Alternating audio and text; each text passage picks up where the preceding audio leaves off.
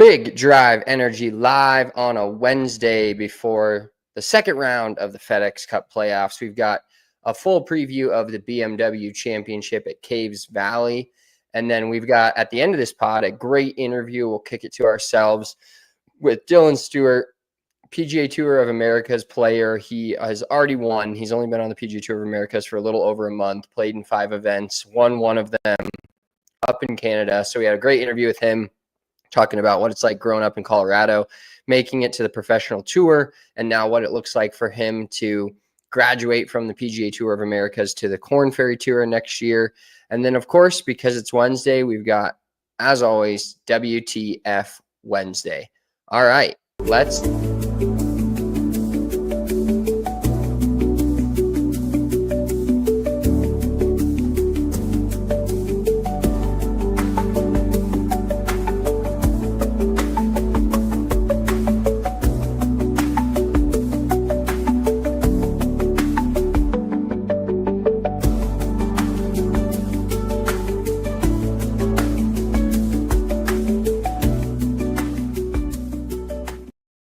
Big Drive Energy Wednesday edition live, coming to you from studio home on both of our sides. Are Mitchell, we live, how's your I don't know if we're live.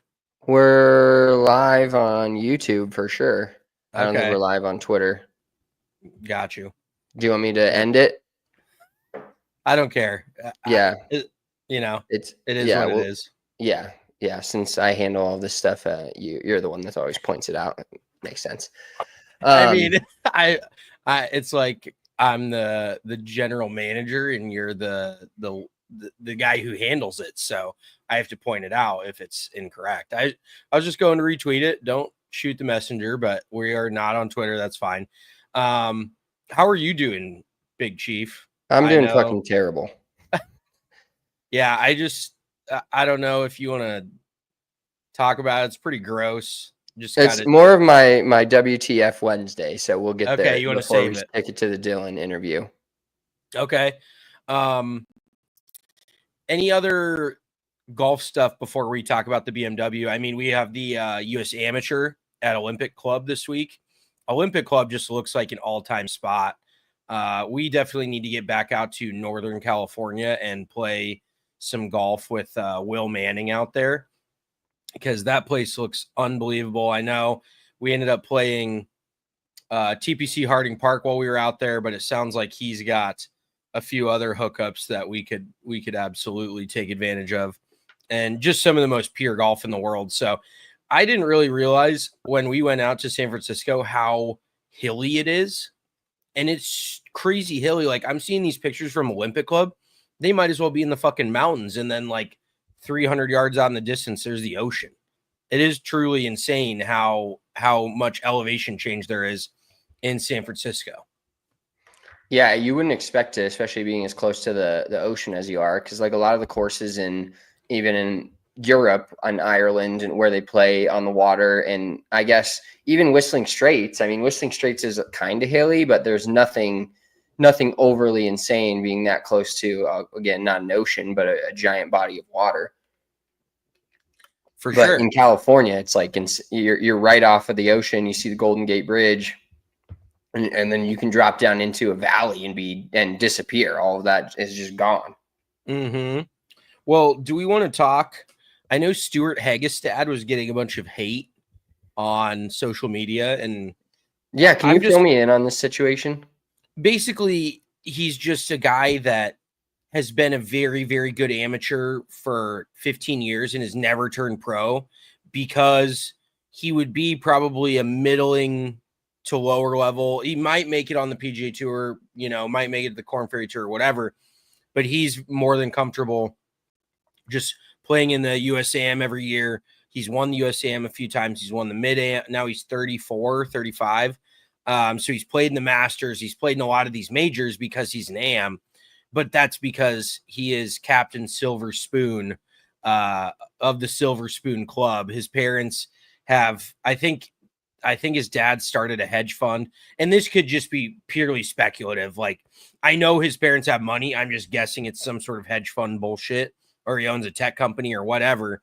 So basically the amateur version of Maverick McNeely. Like if Maverick was like, you know, I could be a middling PGA Tour guy, or I could be the best amateur in the world, guarantee myself Walker Cup team membership every year, guarantee a master spot, US Open, blah, blah, blah.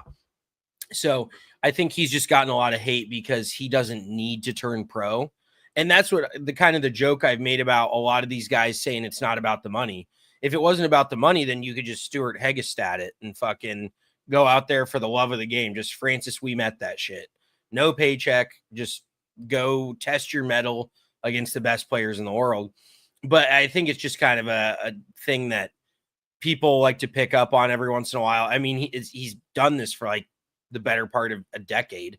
So it's not like it's anything crazy. It's no surprise, but it is also kind of funny because you look at these Curtis Cup teams, which are basically the amateur version of the Ryder Cup, and you get mostly college players, kids that are 18, 19, 20, and then you have this 34-year-old. Like all these kids are probably out drinking, having a good time, enjoying the moment. He's like on an Excel spreadsheet because I think he still does actually work for like a wealth management company or a hedge fund or fucking whatever. But like his LinkedIn has popped up. It's just pretty funny to laugh at, and realistically, like he's crying like Scrooge McDuck in his room full of millions of dollars. So he really doesn't give it, but it is just a funny thing to realize that some people legitimately don't need to. Some people can just be really good at a sport and have no need to make money doing it. Yeah, I asked you about it, and like last night on golf Twitter, I was just scrolling our feed and seeing all this hate towards him, and then all of these like scorecards, and I don't know if they were all related to him, but I've obviously heard that name because he's played in a bunch of high level events and just always stayed an amateur. But it is kind of funny thinking about that because I might be going to getting my amateur status back here in the next couple of years. I don't know exactly what that's going to look like, and I got to accept my PGA Tour or PGA of Colorado Media Award here coming up in October at the awards dinner. So that should be a fun, maybe potentially awkward night, depending upon where I decide to go in my PGA career. But yeah, guys like Stuart Hagestad, and there's just amateurs out there that it's funny when every single amateur wants to turn pro, the Neil Shipleys, and how quickly can I start getting paid to play golf? And you have guys that don't necessarily need to be paid that are like, well, I'll just stay an amateur. I'll keep my handicap. I'll play in all these events, and then I'll just get to play in the Masters randomly and Curtis Cup teams and all of that kind of stuff. So it's kind of, it just golf is interesting in that way where you may have some amateurs out there that, if you're an amateur football player or you're an amateur hockey player, you're definitely not good enough to make the pros. But in golf, it's such a different individualized sport that you can be an amateur by title, but actually be good enough to kind of kick it on at least the PGA Tour, maybe the Korn Ferry, or, PGA Tour Americas, DP World Tour, wherever you play. But you just kind of keep that amateur status to make your career, more focused on other things than necessarily golf and making money off of playing golf. Oh, for sure. I mean, I think a lot of the hate just comes out of jealousy because I'm fucking jealous of him as well. Who wouldn't love to be born into wealth, be really good at golf? And then, I mean, it is kind of crazy because this dude plays about as much golf as a tour pro. He plays in all these mid-ams. He plays in, so this month of September last year, this is a 2023 tweet, whatever. The first week of September, win the Walker Cup of St. Andrews. Middle of September, win the U.S. Mid-Amateur at Sleepy Hollow. The next week, make an ace with his first tee shot at Pine Valley, advance to match play at Pine Valley.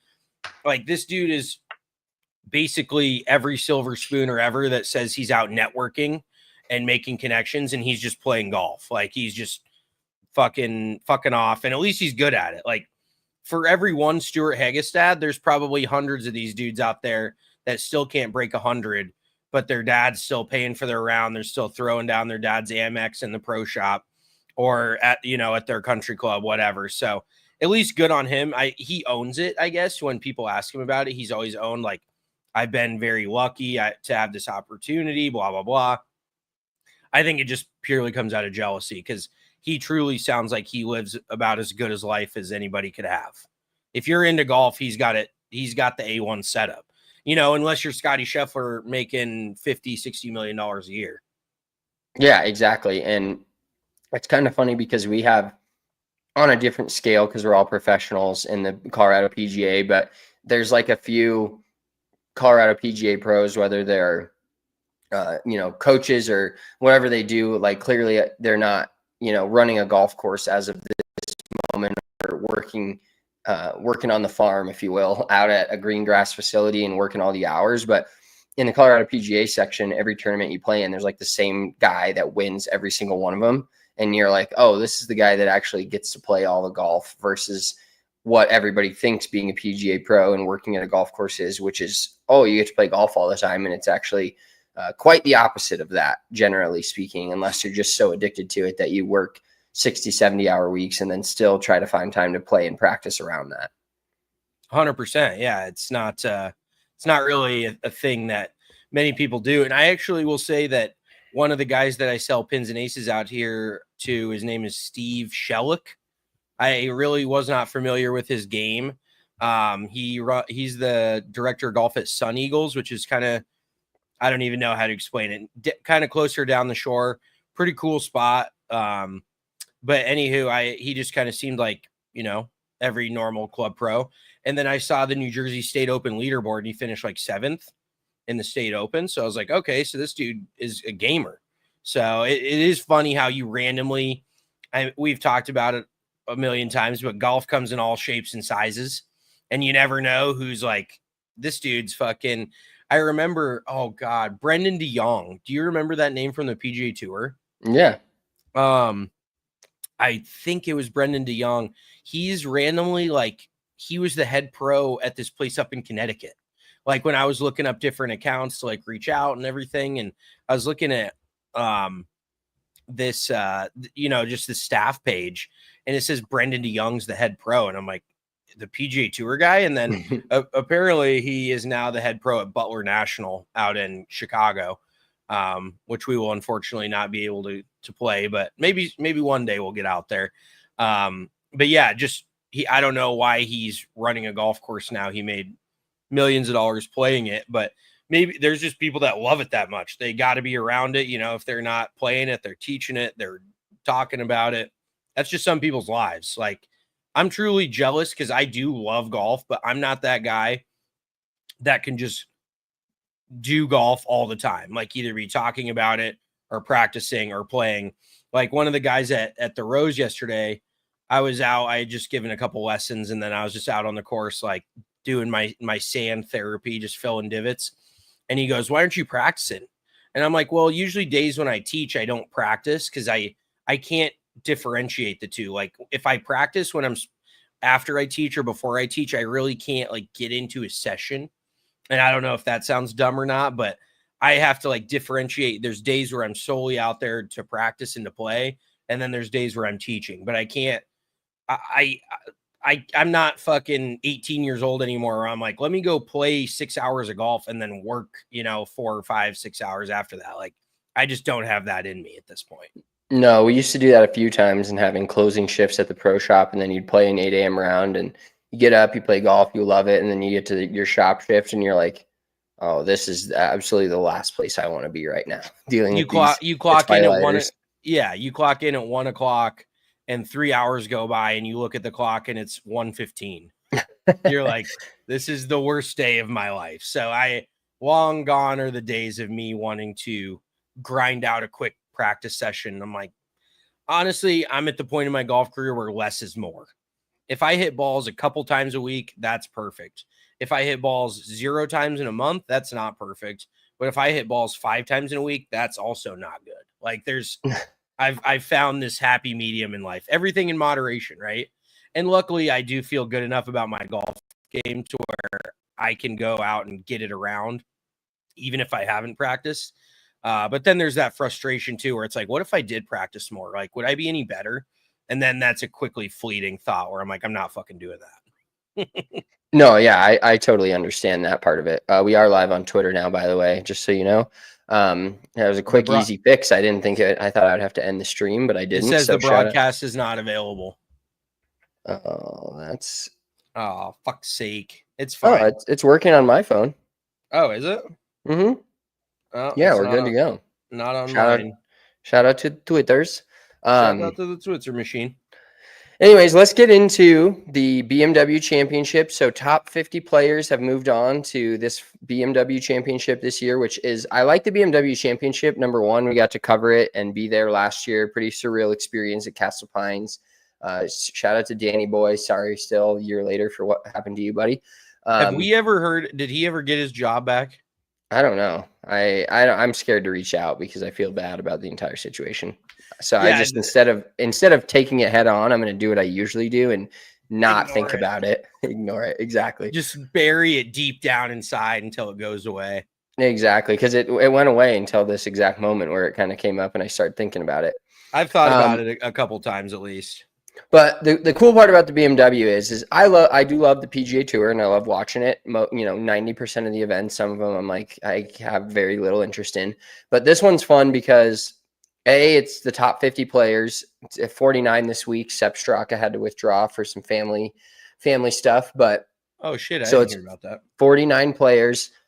So you get to see a lot of the golf shots on TV. It kind of dumbs down the TV product. It's more condensed in the middle of the day. It's twosomes. You're seeing a lot of golf shots. And I also love that it moves courses. I think that's, it's fun to see the same when you really like a golf course. Like TPC Sawgrass is a great one.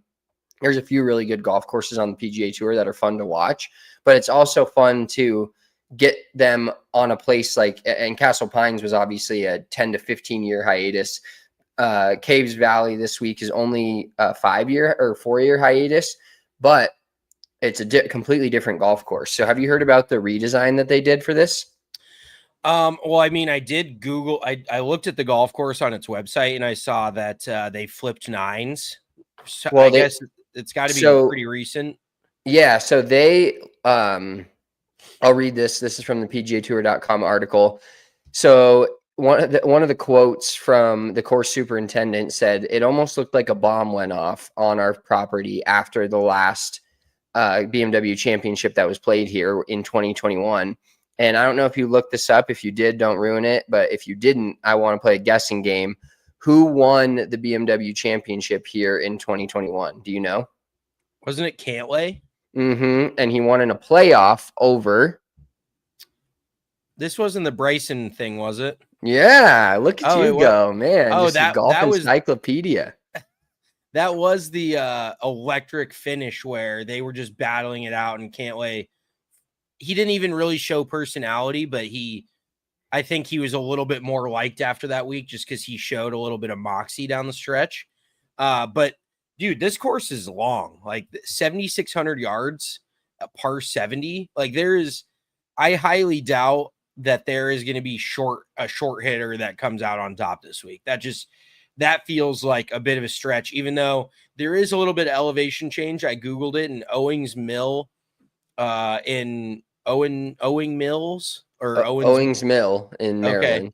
In Maryland, I guess it's 500 feet above sea level. So maybe they get, a handful of yards with driver. It's nothing monumental by any means, probably a couple of yards with the irons, but I just do not see like a Brian Harman. And that was, let's just say that we're not gambling fucking sharps or experts here, but I saw somebody that had Brian Harman on their like leaderboard for this week. And I'm like, dude, the guy hits it 270 in this course. So the par 4 that they start on is like 480. And then they go to another par 4 that's over 500 yards. And then they go to the third hole, which I guess used to be the 12th hole. And for the members, it's a 5. They're playing it as a 4. That's 520 yards. Like, if this course is any bit of soft, the short guys are going to stand no chance. Like, Brian Harman might not be able to get there in 2. Those are fucking long ass holes. Yeah, he's going to be hitting a lot of hybrids into greens, which, obviously he won an Open Championship, but that's a very different style of golf. So from this article here, They basically took down and redid every single one of the green complexes at this golf course from right after the 2021 BMW until now. So it's almost a completely new golf course. It has a completely new drainage system that filters throughout the entire golf course because they said it didn't perform well in that 2021 BMW Championship. But now it says among the more dramatic changes came the fifth hole, which is a drivable par 4 in 2021 that remains drivable in 2025, though the makeup of the hole shifted dramatically. Previously, the hole bent right with trees guarding the green from the angle of the tee shot, which largely kept players from attempting to drive the green. However, with tour players added length, tee shots regularly carried the trees without an issue and little penalty if they missed it left or right.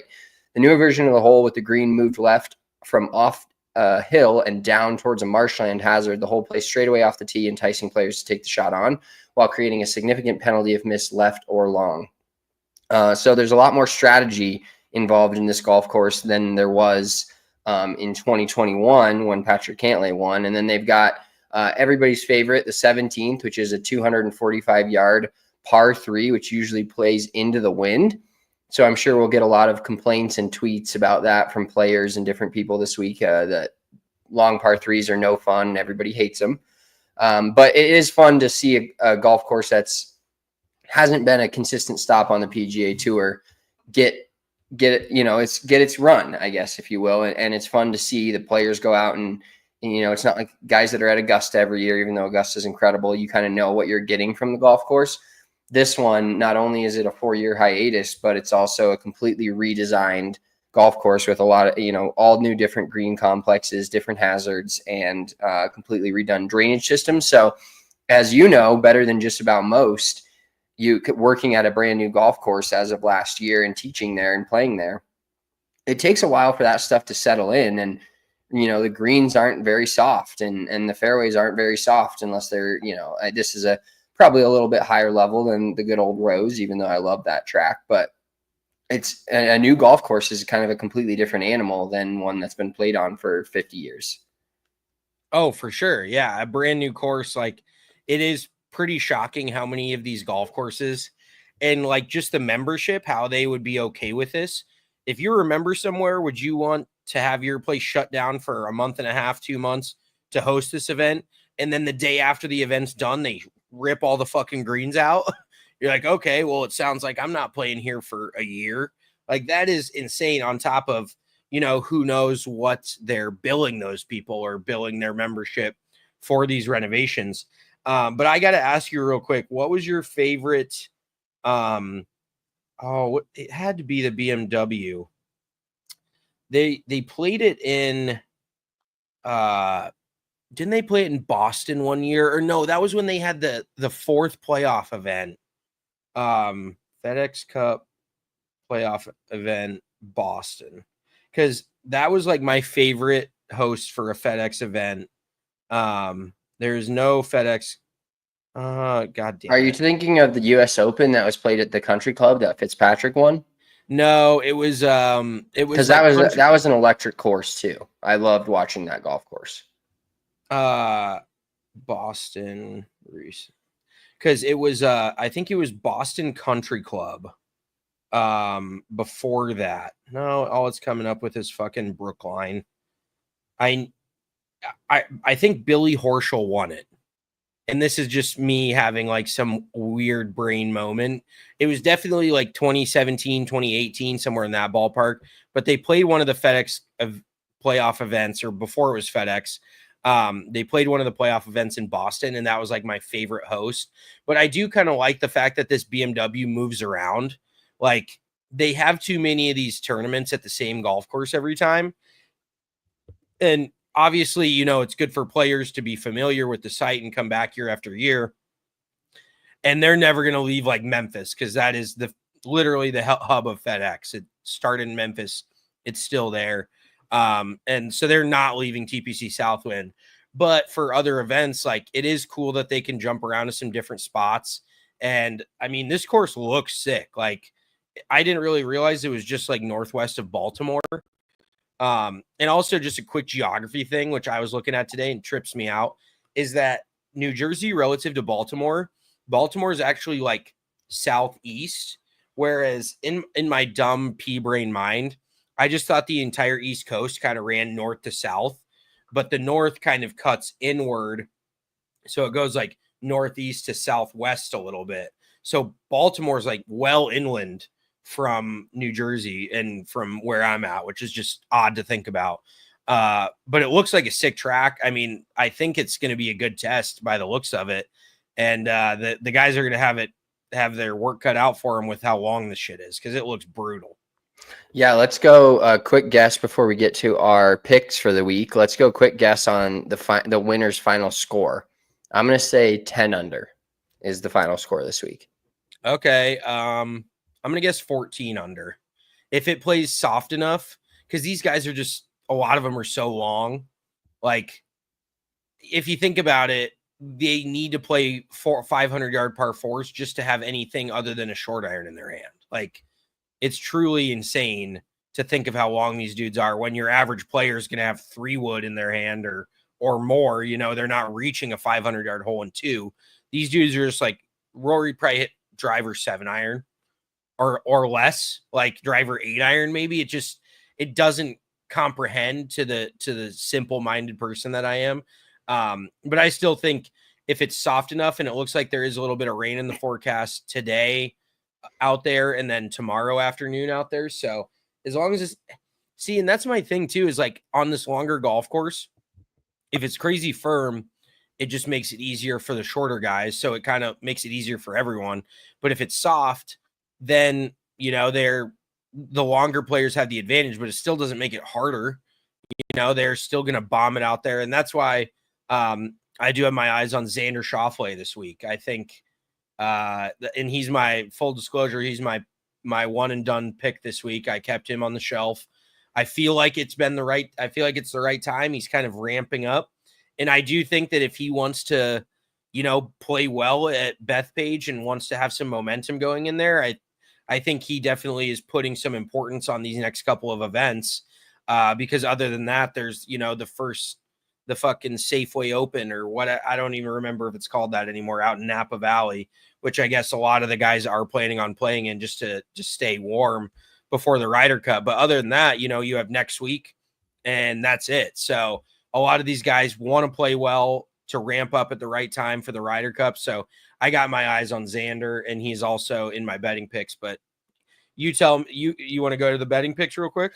Yeah, well, real quick, I just want to talk about a few pairings, and PGA Tour posted the pairings yesterday. JT Poston with Sepp Straka dropping out. He's going to have to play by himself both Thursday and Friday.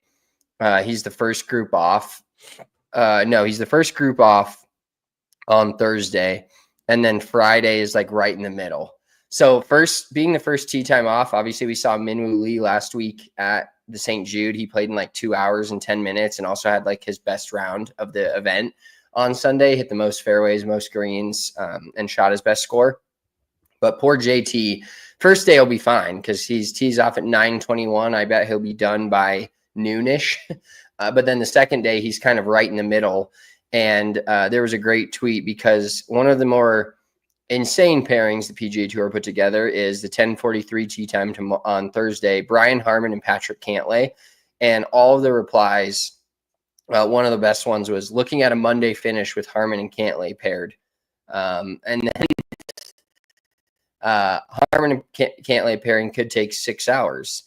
Let's see. That Harman and Cantlay pairing is a living, breathing rain delay. So pretty funny to see those two paired together, and everybody kind of knows the waggles and the time that it takes. So that'll be quite the long pairing. And then you got Xander paired with Michael Kim. They're the second ones off tomorrow at 9:32. And then they put Scotty and Rory together, which I kind of love. It's just fun to see those two, you know, Rory off his quick sabbatical off the PGA Tour and just getting into the top 50 this week and just showing up to this and playing. So it'll be fun to see Scotty and Rory playing together. Yeah, I'm just not sure I understand why they don't go like 50th through first, you know, straight across the board. Like Bud Cauley and Tom Hoagie are the last two guys out, you know, and Xander Schauffele and Michael Kim, like it's just kind of random, it seems like. And I don't understand why they wouldn't, because I feel like that would build some sort of pressure for these guys. Like, oh, I'm playing against the number two. You're playing, you would think that playing with the guy that's closest to you in the standings that you're trying to beat would make some sort of moment, create some sort of, not drama, but just fucking a little bit of juice, because these playoffs just don't, like we talked about last week, they just don't really have that much. Just feels like another PGA Tour event, Yeah, just less players.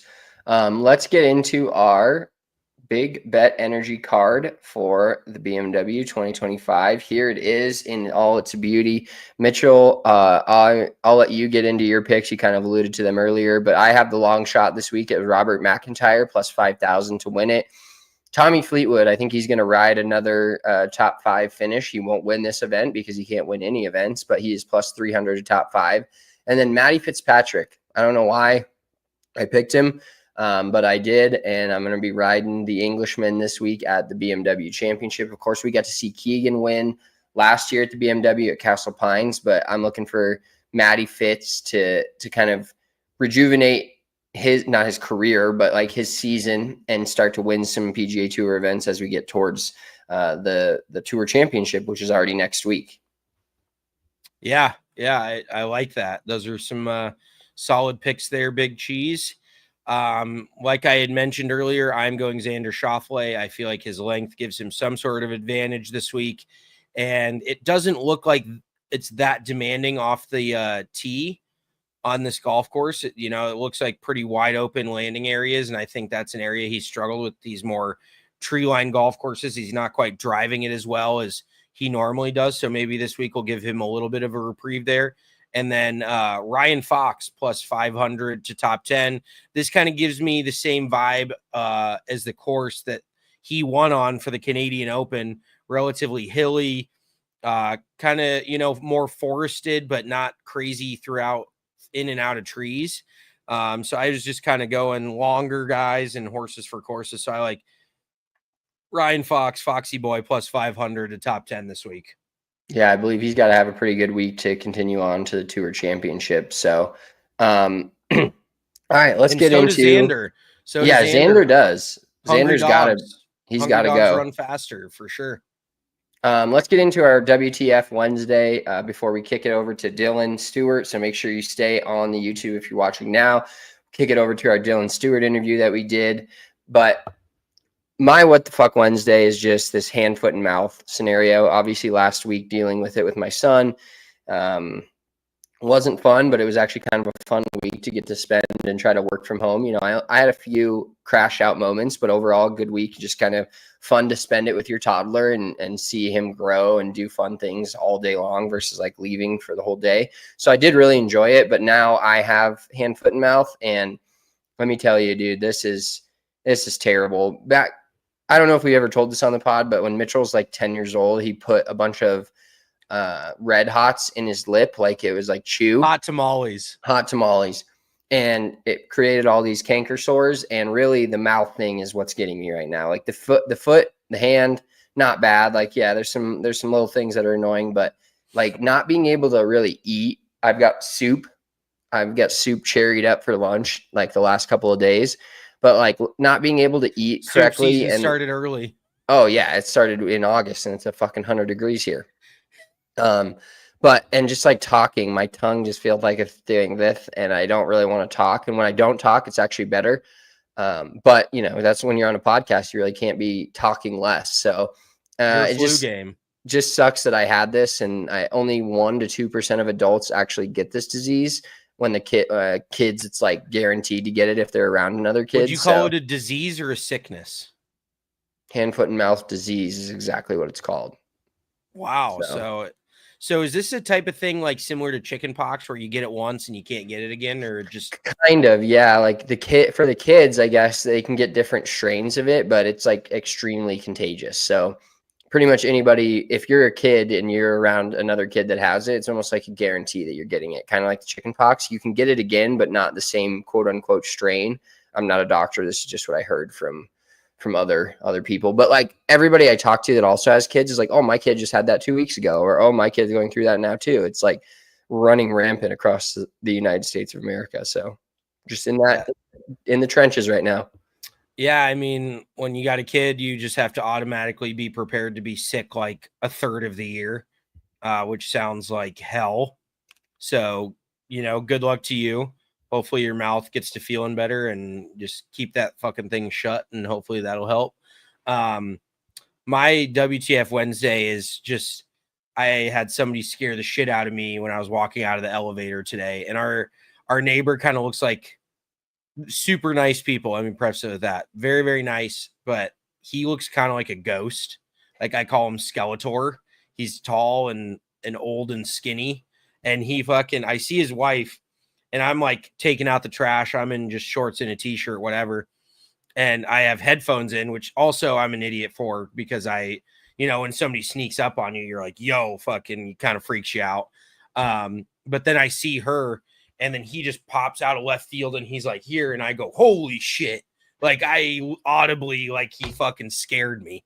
And I think they were maybe heading to a funeral, unfortunately. So I didn't want to try to make light of it. And oddly enough, I was like, hang in there, guys. Like stay, like, because I don't know what, you just say the weirdest random shit. She's like, oh, we'll try. And I'm like, what do you like? But then they were wearing all black. I don't know. It was an odd exchange in general. Like, and since there's so few people in our building, you like hardly run into someone on the elevator. So it's always like a little bit of a surprise, and it's almost like awkward. Whereas if you lived in a building with 400 people, it'd just be a normal thing. But for us, it's like, I don't want to fucking see anybody. I don't want to talk to anybody. So the dude just scared the absolute fuck out of me. He's like 6'5". I looked at him, I'm like, Jesus Christ. Like, just, I was embarrassed. I felt bad because I think and they do have a very cute dog as well. His name's Arlo. And he's a little like mini golden doodle puff thing. And he just like fucking, I always see him walking around. They hardly ever, sometimes he treats me like he thinks I work in the building. Like I'm like, dude, I live here too. Like, it's just, he's kind of a little bit of an oddball, but that's pretty much, long story short. I got the shit scared out of me, and the dude's just creepy looking. Really nice enough dude, but fucking scared the crap out of me. No, I feel you. All right. Well, that wraps it up for this part of the episode on Big Drive Energy, part of the Golfer Gang Network. We appreciate you all tuning in. Stay on the YouTube or stay listening if you're listening to the audio version. We've got a great interview with PGA Tour of America's player Dillon Stewart, fresh off his trip to Canada, 4 weeks in a row up there, 5 weeks, I should say, 5 tournaments, already got his first win, hopped into the top 10 in the Fortinet Cup points rankings, which would guarantee him full status on the 2026 Corn Ferry Tour. Also Pins and Aces guy like us, rocking the Pins and Aces out there on the PGA Tour. So we go through his big win, what it was like growing up in Colorado, all of that stuff. We're going to kick it to ourselves. Enjoy the Dillon Stewart interview. All right, on Big Drive Energy, we are welcoming in very special guest, fresh off the airplane, back in the United States of America, currently playing on the PGA Tour of Americas, or PGA Tour Americas, I should say. We'll get into all his accolades here shortly, but as you can see, if you're watching on the YouTube, Pins and Aces guy, we're 3 for 3 on the Pins and Aces hat. His is, you can clearly tell which one of us plays professional golf and sponsored by Pins and Aces, and which one of us either works for Pins and Aces or just raids the warehouse at certain times, because that hat is fire. It is Dillon Stewart. Welcome to the show, man. Appreciate you taking the time and talking to us today. Boys, I appreciate you having me on. I'm excited to talk with you guys and see the questions you have and keep the thing rolling. We should have some good questions, I think. Maybe a few like outside of the box type of questions. I love that. Yeah, Give me so one from left field to start. Yeah, well, I definitely have some shit to give you, for sure, because, I'm just a podcaster and you've actually won a PGA Tour of America's event just a couple weeks ago, but I do have some shit to give you about that. But let's start out with just the kind of golfing in Colorado and growing up in Colorado. Obviously, you're making your mark on the professional scene, but it's kind of we live in a weird state. We grew up in a weird state because the golf here, when you grow up here, you love it. Like, it's incredible. There's the mountain golf. There's, just good tracks. You play a lot at Rain Dance, and I'm sure I've played all over the state of Colorado, just like we have. What was it like growing up and playing golf in Colorado, and like then getting to, you're recruiting and you went to Oklahoma State, but like, it's not, it's not Texas, it's not Florida. Like, you got to work a lot harder here in Colorado to get these big D1 offers. And obviously I didn't have any of those. Mitchell had a few small offers here and there and played in Rocky Mountain Opens, but what's it like growing up in Colorado, golfing here, and then, getting that D1 scholarship and now making it onto the PGA Tour of Americas, which then turns into the Korn Ferry Tour if you qualify, and then the PGA Tour? I mean, growing up in Colorado was definitely not what you would expect to like get a big D1 offer. Like you said, it's not Texas, it's not Florida or California where a lot of these big name players are coming out of. And we obviously have our beloved Wyndham, right? Like, he's kind of the big guy out of Colorado, and kind of like inspiring me to get to that level and play against him, and would like to be that kid from Colorado like he is now for the generation to come. But I mean, golf in Colorado, it's so different. The ball goes so far, and unfortunately, guys, it goes a lot straighter than it does at sea level. So if you got a big slice going, like, don't go to sea level and play golf because you'll just quit. But it gives you a lot of opportunities though as well. I grew up in Fort Collins at Ptarmigan Country Club. Grew up on hole 12, so I was super fortunate to the golf course was my backyard. So I'd go out there as a kid and just play and practice all day until it was dark, and that was my parents' babysitter for me, basically. And so growing up there, it was nice because I had a couple buddies who were older that they took me under their wing and kind of helped me progress a lot faster than kids my age. So if I'm playing against guys that are 3-4 years older than me, then I want to beat them, and I got to step up my game to beat them. And so then I go on and play tournaments against kids my age, and I'm, kind of whooping their butts. And that was me growing up. But then once I got a little older, like freshman, sophomore year of high school, even maybe 8th grade a little bit, I started playing some national events and got exposed to the real world. And it's that whole saying, like, big fish in a small pond, and then now you're a small fish in a big pond. And I got played against well-known Carl Phillips, right? He's kind of like the big face of junior golf when I was going through it. He's a class younger than me. I think he's 2020. But he's kind of the name. And then just playing against those guys, you really saw that there's a lot of good players everywhere you go. And as you progress in this game, the higher you get, you realize that more and more.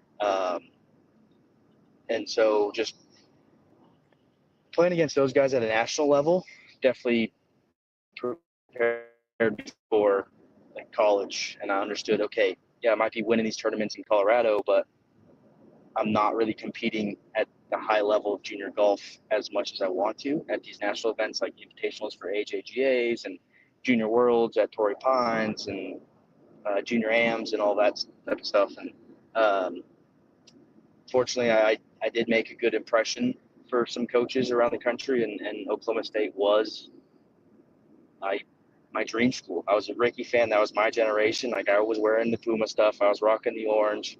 I was looking like a colorful butterfly out there some days. But yeah, I mean, I want to go there. I didn't know really the history. I just knew Ricky went there, and then I find out as I got older the history of it and understand, like, this is just a mecca for professional golfers. Like, they just produce them like left and right. So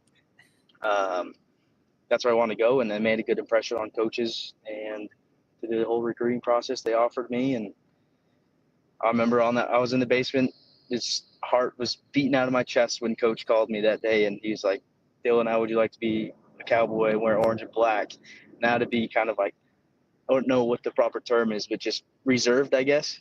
And like, coach, I really appreciate the offer. Like, I'm gonna go talk to my parents and my family and make sure I make the right decision. And internally I was like, let's go, like, going crazy. And once I hung up that phone, I like screamed and yeah, so that was a big day for me. But dude, definitely wouldn't change anything about growing up in Colorado, to be honest. 100%. But like you said, it's definitely more of a local thing. You know, you can win things around Colorado, you can compete in Colorado, but then you get to a national scale, and the kids from California that are playing year round, the kids from Texas, the kids from Florida, you know, there's just so many good golfers. Like, golf is just insane how many good players there are anymore. But what would you say, like, going to Oklahoma State? First of all, have you talked to Wyndham at all? Because I heard through the grapevine that when he left Oklahoma State, it didn't end that well.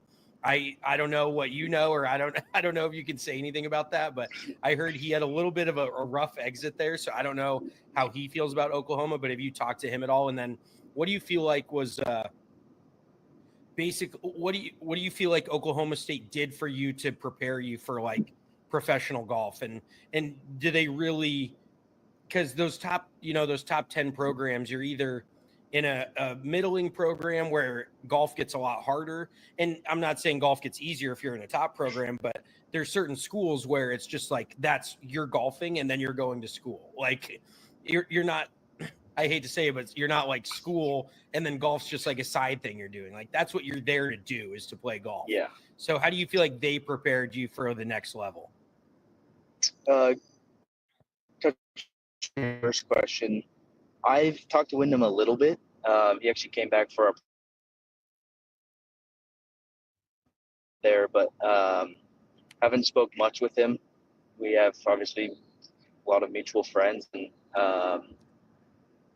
we haven't really been in conversation that much. But definitely going to Oklahoma State had set me up for success. And at the end of the day, I wanted to play professional golf, and I knew going in there that I wasn't going to be a starter when I stepped foot on campus.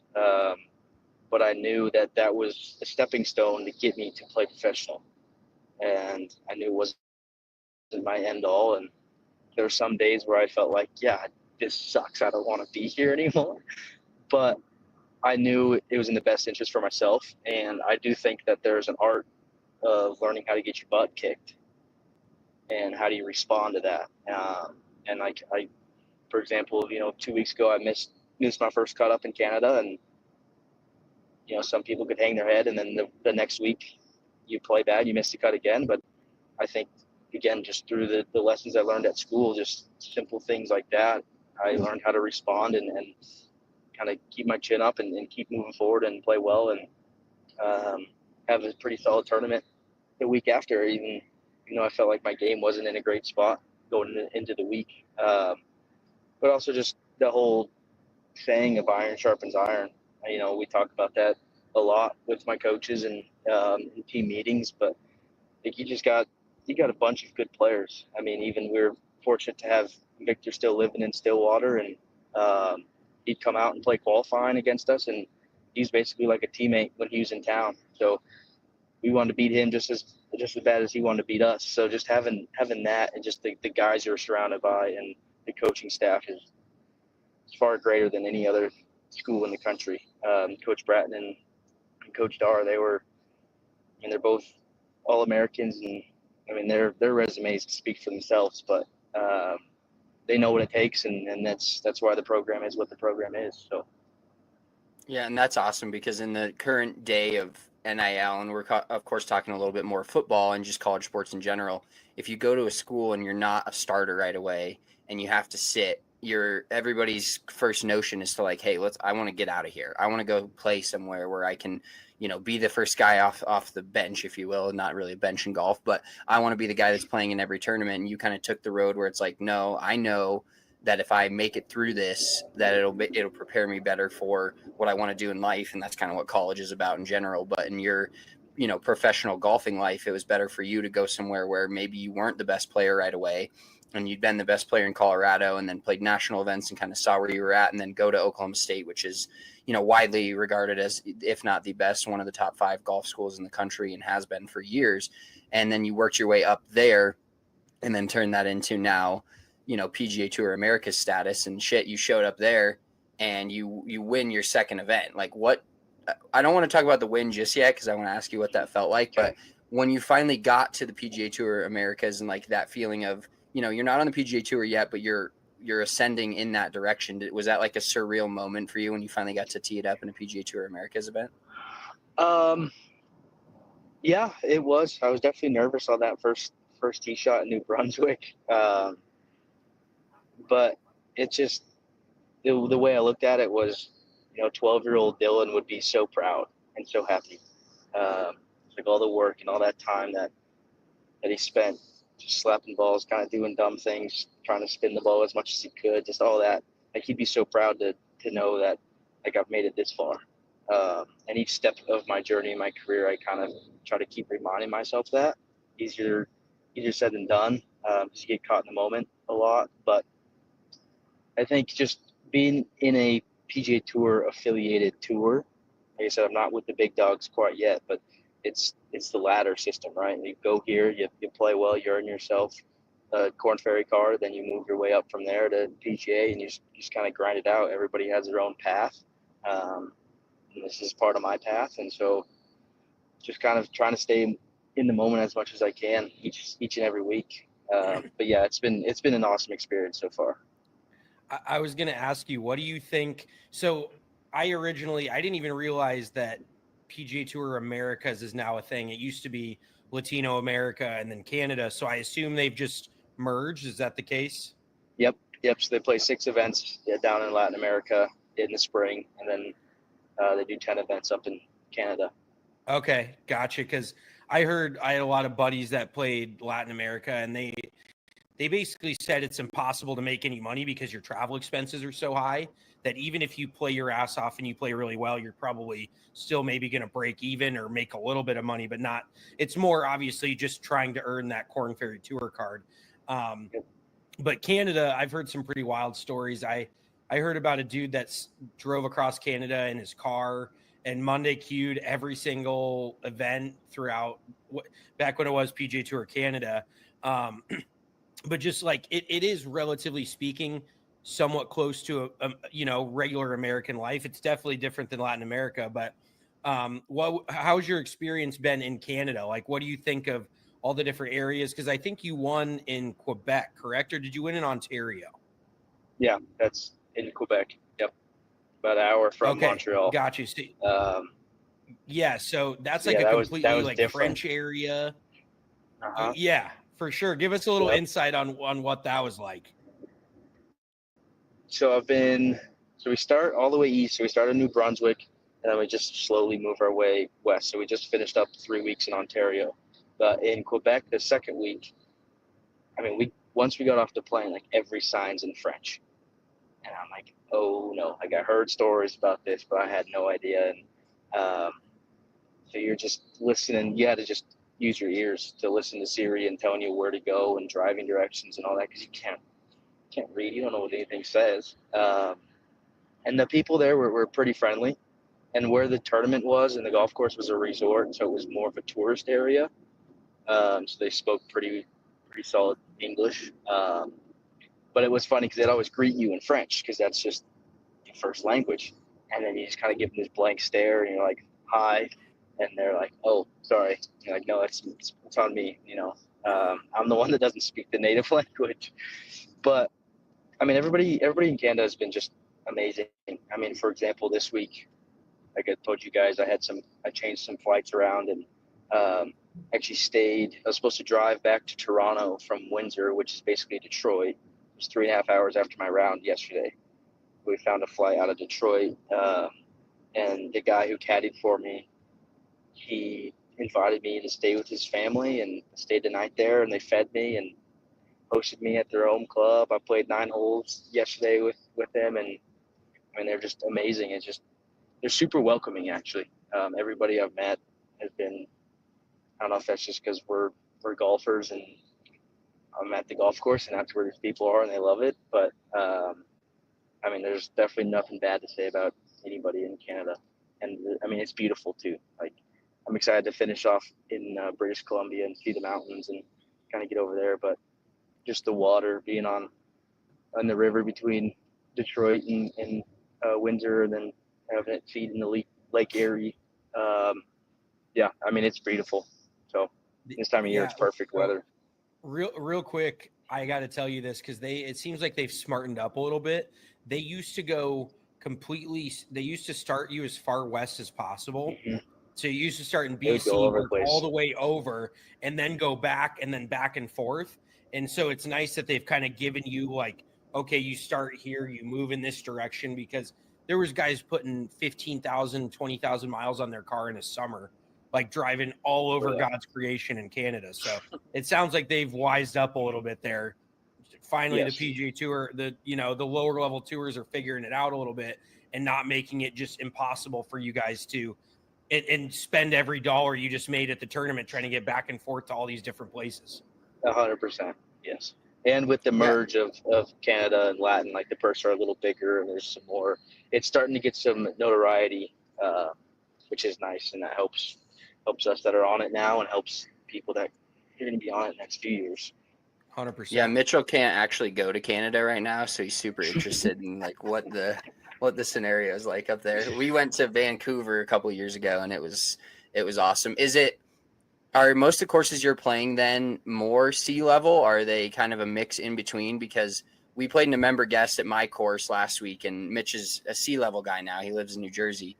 And so he took some time adjusting. I mean, he said everything was altitude. I mean, he just hit some shitty wedge shots, let's be real.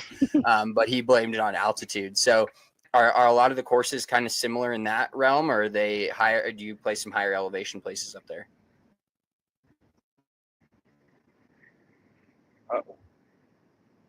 Kind of lost you there for a second. But I'm guessing your question was just like most of them at sea level, or was that like elevation thing? Yes, exactly. Is that the question? Okay. Yeah, we're pretty much at sea level every week. Toronto was actually, we're just outside of Toronto, like north about 40 minutes. I think it was 1,200 feet. So I was kind of stupid and didn't realize that. So I didn't figure out till like Tuesday night. Or no, Wednesday. It was Wednesday. Played the Pro-Am. I was hitting balls. I'm like, I'm just smoking 6 irons. Like, they're going 6 yards further than it normally goes. So when I talked to some buddies on the range, and like, yeah, we're just over 1,000 feet. I'm like, oh, that checks out. Like, that makes sense why I airmailed 3 greens today, and didn't quite catch on to that one. So, but yeah, it's definitely, it's funny because when we're playing practice rounds too, there's a couple guys from Colorado that are up there with me, Jake Stiano and Griffin Barella. So we'll play practice rounds with each other sometimes, and you see a bunker, and without shooting it or looking at the yards book, we call it Colorado brain.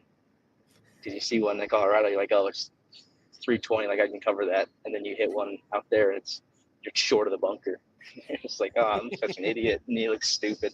But yeah, there's definitely some adjustments, but that's me with bunkers, except for it's 270 and I come up short of that shit. That there's levels to this. So if you're not reaching a bunker at sea level that's 320, I think that's pretty fair.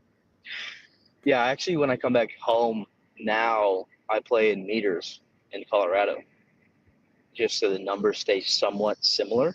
Because I think it's close to like 9%. I think. Dude, that's got my brain in a blender. Yeah, no, my dad freaks out. He caddies for me a couple times when he can, and he's like, when we're playing, like for example, last year Colorado Open, he's caddying for me and he's shooting it, and he's like, I have no idea. He can't club me because he just doesn't comprehend quite and it messes with people for some reason. And I'm like, it's just the same number, whether it doesn't matter what the units is. Like it could be 165 cats or 165 dogs. It's the same thing. It's just a number. But yeah, it throws people for a loop. That is actually, I mean, I've never thought about doing that. And I'm pretty sure everyone has mistakenly turned meters on instead of yards for about half a round and then realized their numbers were completely jacked up. So I guess that's just normal for you. That's just a standard thing. But another thing I was going to ask about is, what is your caddy situation like? I doubt you've been able to have somebody consistently week to week. Like, do you just get a local guy, or does somebody, does the club offer caddies, or how does that work? Yeah, so each week they have a caddy master, and he kind of coordinates players and caddies. And it's kind of weird on this tour because you don't need one on Thursday and Friday, but if you make the cut for the weekend, you have to have a caddy. So you can carry your own bag on Thursday and Friday if you want. I did that the first week. and decided I don't want to do that anymore if I have the option. And I've actually been really blessed to have some good caddies. Like this kid Josh this week is a local guy, and he played at D2 school, and they're just in Detroit, and their school won I think 8 out of 11 events this year. So like he's a good player. He won match play in Ontario. Like he's a stick, and he came out Tuesday, Wednesday, Thursday. He's already clubbed me on like the second hole.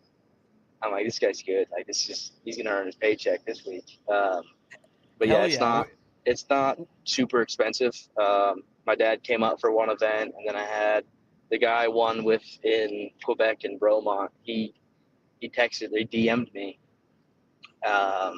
before Toronto, and he's like, I'm not doing anything. He goes, you need a caddy, I'll come out.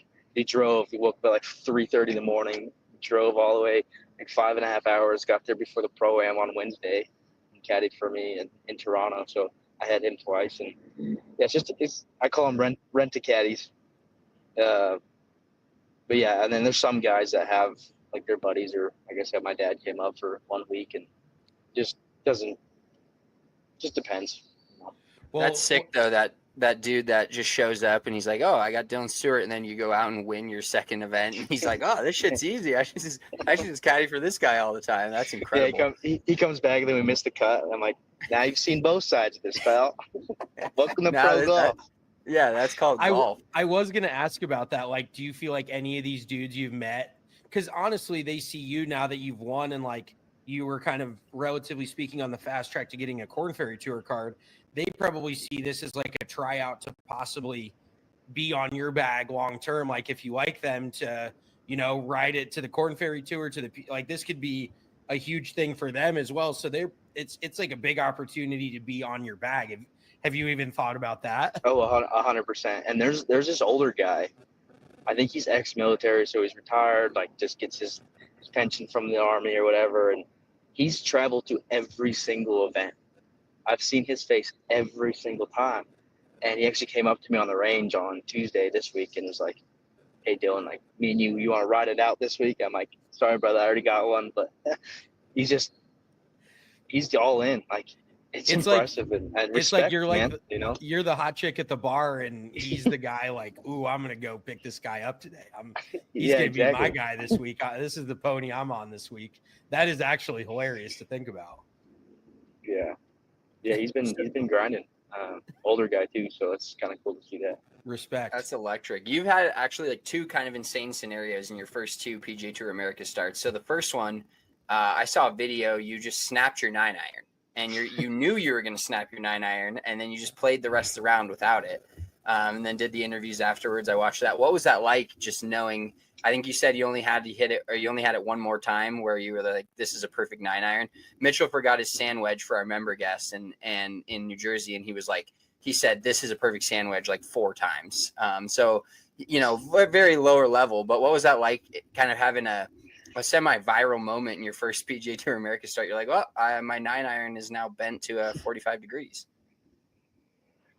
Yeah, that was definitely a very different experience that I've ever had on a golf course. I mean, it was the third hole of the day on Saturday, and luckily it was a 9-iron instead of like a sand wedge or 60-degree where you could use it more around the greens. But no, it was. I mean, I played really solid that day. I think I shot 763. So that's where the interview started. So I played well. But yeah, just to kind of get in front of the camera, and I think I have a pretty fun personality. So to be able to express that and have those guys and even the fans of the tour, and just kind of build my platform up of me as a golfer, and kind of build some fans that way was a sweet opportunity. And then again, flash forward to the next week, it did what I did, and just kind of keep building on that. And yeah, it's cool to have that, right? Like, we don't have that at, you know, the mini tour level or Colorado Open, like State Open. Like, you don't have that platform, and there's no media guys out there. There might be some chick who's taking pictures, but that's about it. So it's definitely fun, and these tournaments definitely feel like you're playing a professional event. You know, there's signage, there's sponsors and title sponsors, and you got ropes and, you know, you only go in certain places in the clubhouse if you're a player, and the other people can't even go in the clubhouse and this and that. And so it's definitely feels like, okay, I've made it to the professional level. You know, I'm not doing mini tours, which feel like organized gambling. So That's how we like it. That's basically the extent of our golf at this point. But let's get into your win. Tell us how good that felt to get your first W. I mean, you won the Rocky Mountain Open last year, which I do have a question about that, because that is one of the, I wouldn't call it janky, but anywho, you won the Rocky Mountain Open, then you go win a PGA Tour Americas event up in Canada. How relieving was that? And could you really kind of picture yourself making that jump to the next level going forward after that? You're like, holy shit, like this all, but it doesn't guarantee you a Korn Ferry Tour card, but it's a huge step in that direction. So like from here, what were your thoughts, and how hard was it to stay present when you knew like what was on the line coming down the stretch? Oh, that week was kind of a blur, honestly. Especially Sunday. That was a wild day. I think to win that event so early just proved to myself that like I am good enough to come and compete out here.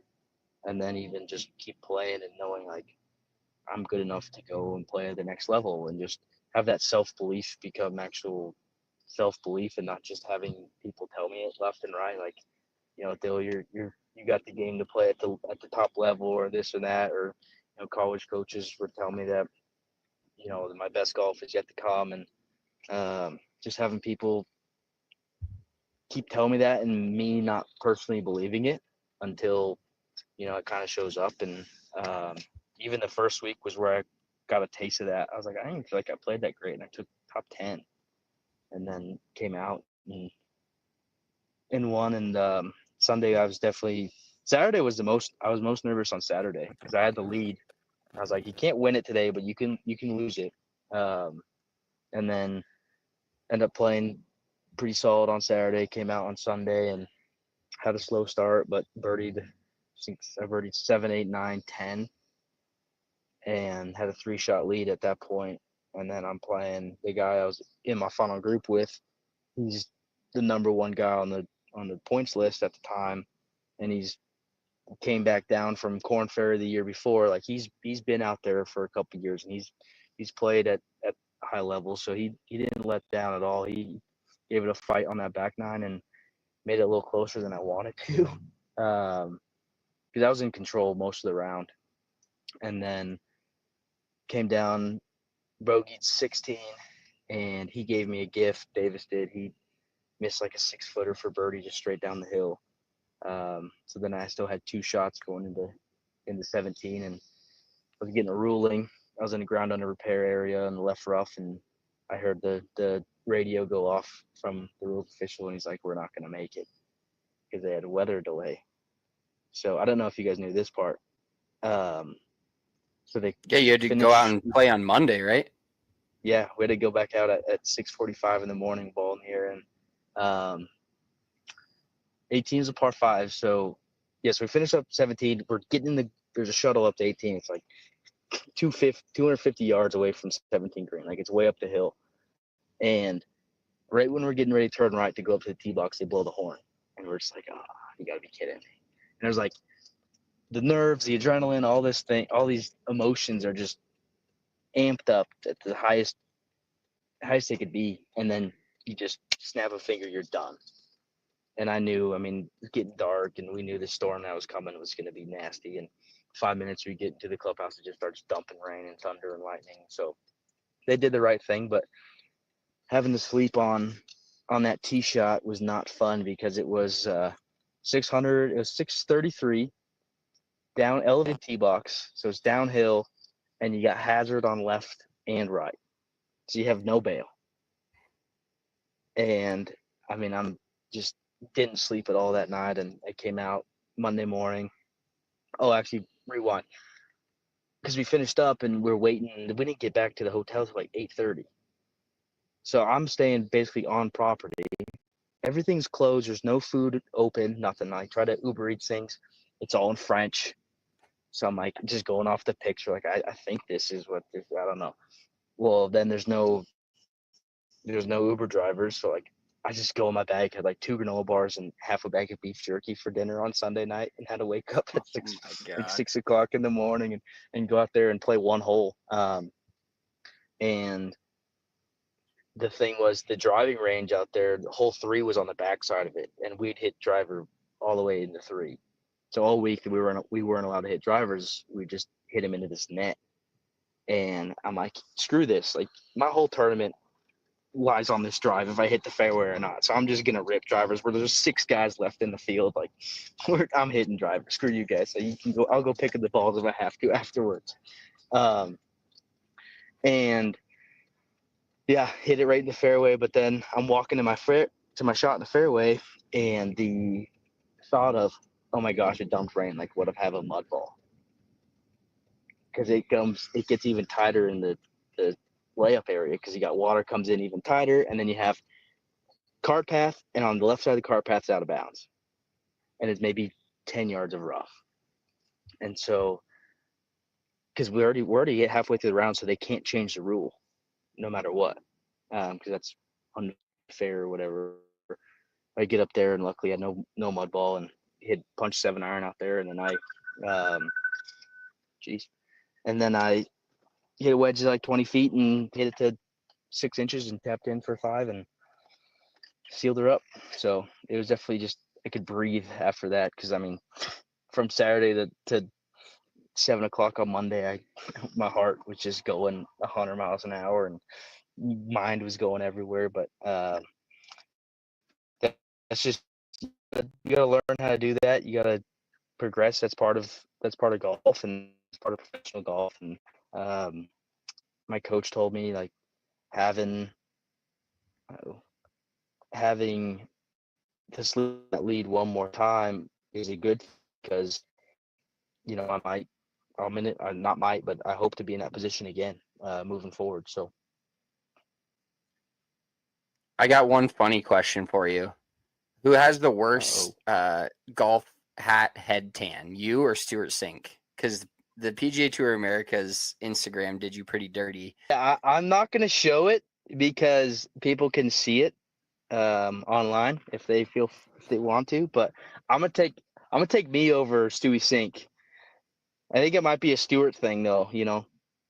Something to it. But I just think it's like this. It's like a soul patch on the back of my head, because I don't wear fitted hats like he did, and I have like the little where the snapback is and everything. So yeah, I'm gonna take the trophy on that one.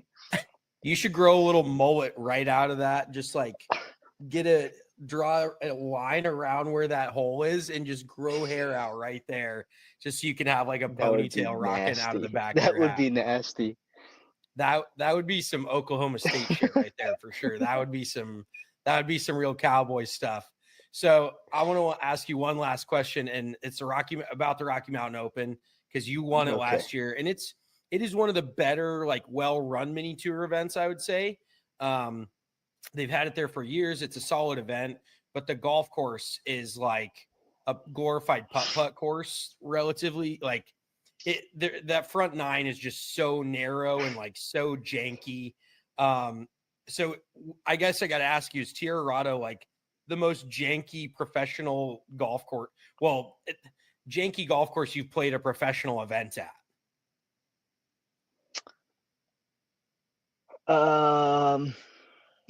I would probably, like, not to hate on Tierra Rado, because I mean that's where I got my first victory, so I got some good memories there. But I would probably say yes, definitely. Like, I mean, I just think when you brought that question up, I thought of hole 2. Like, it's a par 5, and I mean you either have to hit it 8 miles in the air to cover these trees, or hit it in like a 10-yard wide window between the trees, or it could go out of bounds. I mean, or it kicks left in the water. Like, there's just so many. It feels like every tee shot is just a flip of a coin.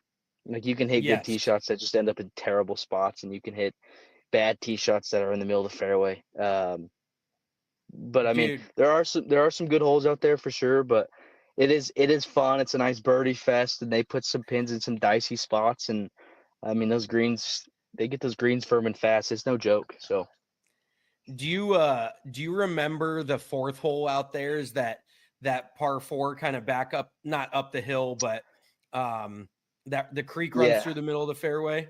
Yeah, that's lined with concrete. Yep. Yeah. Yeah. In the pro-am, I hit a drive. Like I try to keep it a little low. It was into the wind, and it's tight. Like the out of bounds is right there, and I hit it, and I just see this thing didn't carry the water, the concrete, and we came like 50 yards backwards. I like 240 into the hole, and then during the tournament I had 60 yards. Like it was crazy. But yeah. Well, so there's that tree that's like 40 yards off the tee box that kind of like hangs over where you can't really hit it on the left side. Yeah, you can't hit that high fade. Like, and honestly, I was embarrassed because I hit that tree once off the tee, and then I basically had to like lay up with 3-wood, and then I still had like a wedge in. But then the next day, I'm playing the second hole, which runs right next to 4, and I see Jim Knaus pound one right up into that tree, and it falls right down below it. And I'm like, this dude was on the PGA Tour, and he just hit this fucking tree that's 50 yards off the fairway. Yeah. And he's very good. So I didn't feel near as bad, but that was the exact area of the golf course I was thinking is like basically 2 through 8 is like the jankiest little just in and out, and all these tiny little, you were probably hitting 5-iron wedge on a lot of these par 4s, or you're probably driving 8, things like that. So I just, because it is a very fun golf course, but it's just like we're playing for like a decent amount of money right now, and we're playing like a course that I would probably spend $40 to play on the weekend. It's insane. We want to thank Dillon for joining us once again, winner on the PGA Tour Americas this past July. Going to be fun to follow his career as he ascends to the Korn Ferry Tour. He's currently top 8 in points, Fortinet Cup points on the PGA Tour Americas. Top 10 will qualify for full PGA Tour or Korn Ferry Tour status in 2026. So looking forward to that journey. Shout out to Dillon for joining us. He was awesome. We'll definitely have to have him on again soon as he wins his next PGA Tour Americas event, which I would assume is going to be pretty quick. He's playing some good golf this year, and it's awesome to see a Colorado kid succeeding like this. 100%.